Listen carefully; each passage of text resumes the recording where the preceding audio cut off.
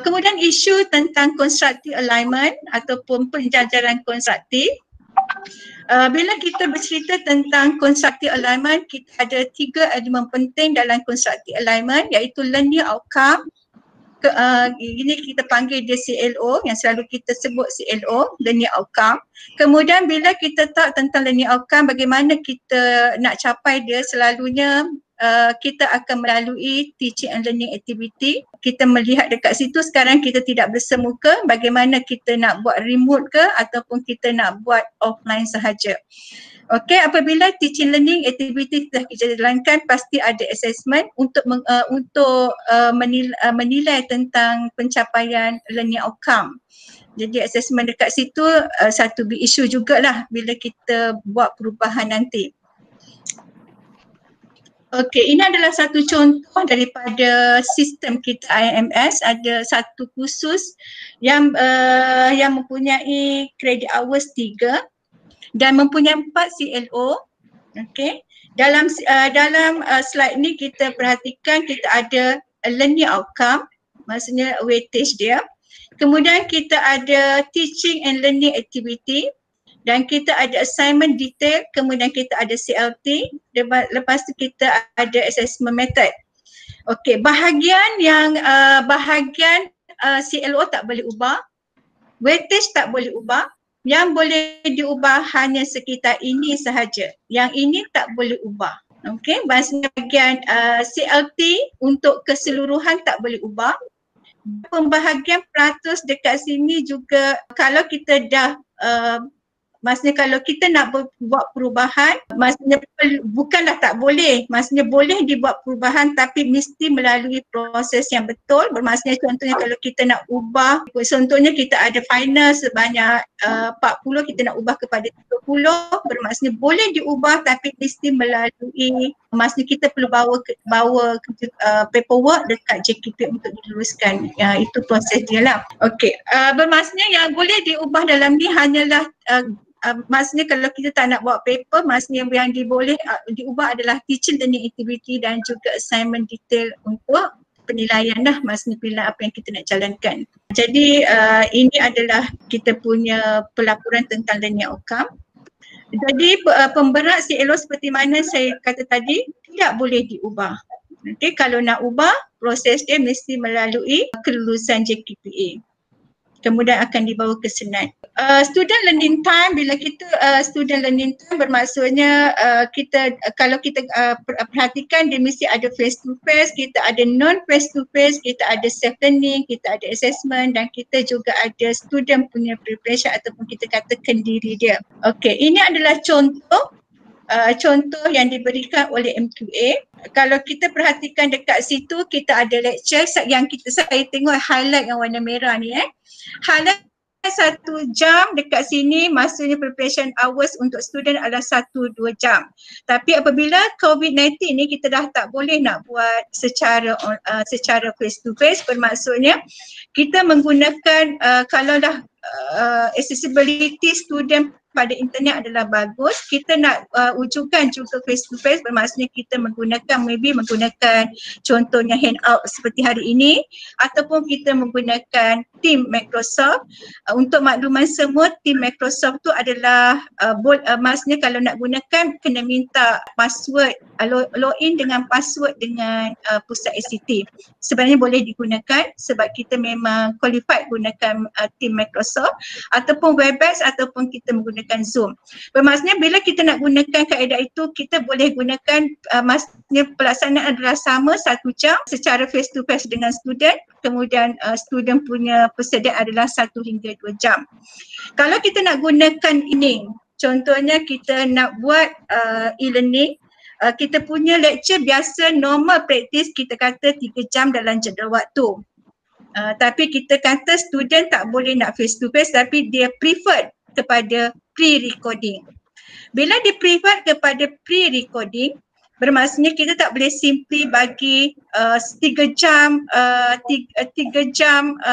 kita punya record kita punya PMP tu 3 jam. Dia tak boleh macam tu.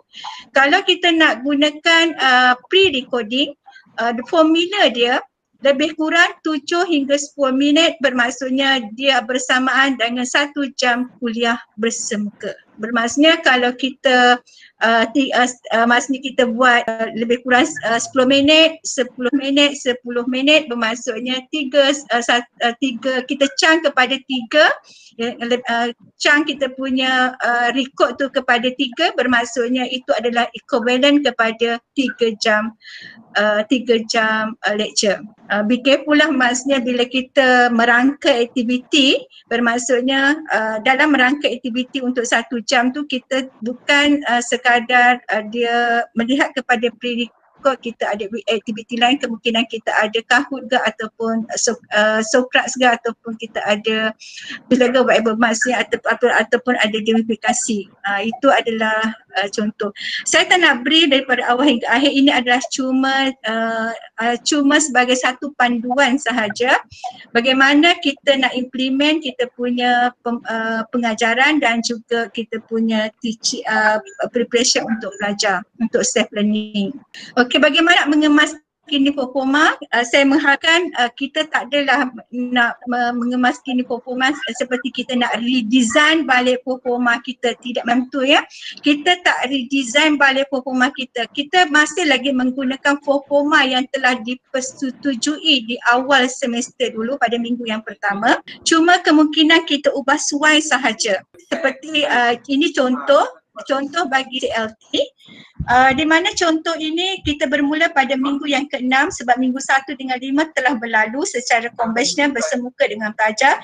Yang tidak lagi berlaku adalah minggu ke-6 sampailah minggu ke-14.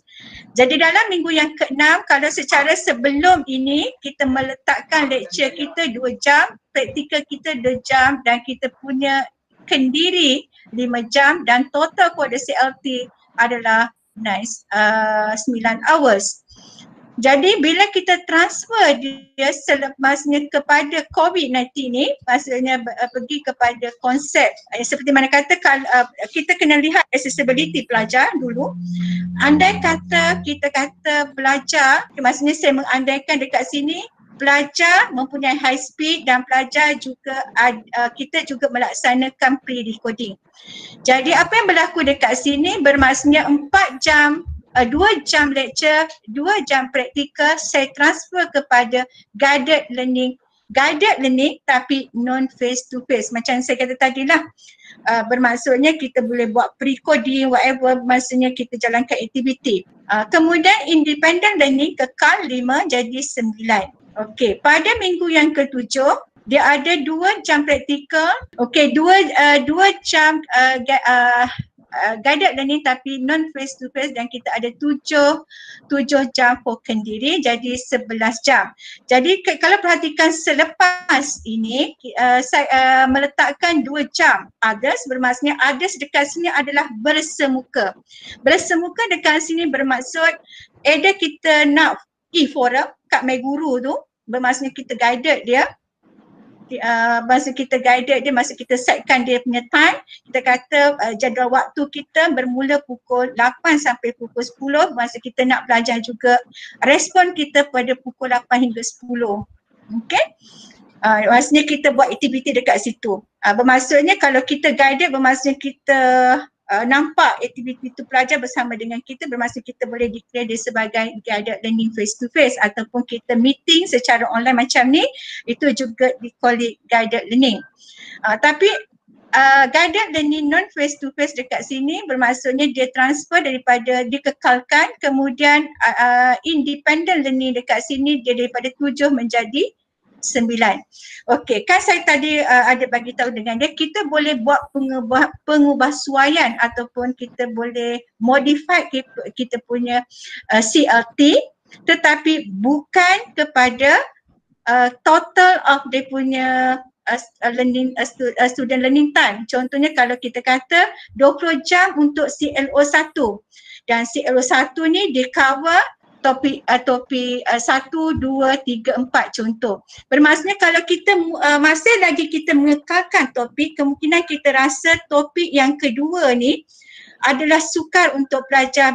Kita perlukan masa yang banyak. Bermaksudnya kita letak sedikit masa dekat situ, tapi mungkin kita boleh reduce pada masa pada topik yang lain. Tetapi masih lagi pada boundary CLT pada CLO yang sama. Hopefully fahamlah ya maksud saya. Bermaksudnya modified between CLT di dalam topik tu dibenarkan, tapi tetap jumlah CLT sama dengan peratus weightage untuk CLO tetap sama. The rest tu lebih kurang sama, bermaksudnya dia dekat sini 4, 2, kemudian 5, 9 total dia, tapi bila dia pergi dekat sini diletak 5 jam untuk untuk guided learning dan 5 jam kekal biasa tapi jumlah 10. Maksudnya ada topik yang dia reduce dekat bawah. Okey, pada minggu ke-10 6 tambah 3 jadi 9 dikekal, tapi dimodified between independent learning dan juga student learning, guided learning non face to face. Tapi walau bagaimanapun pengiraan dia tetap sama lah ya. Okey, ini pun sama, saya rasa tak perlu saya bincangkan in detail. Bermaksudnya semua yang face to face ni perlu di-shift kepada guided learning non face to face ataupun independent learning non face to face. Tapi kalau ada perjumpaan tentang others dibenarkan.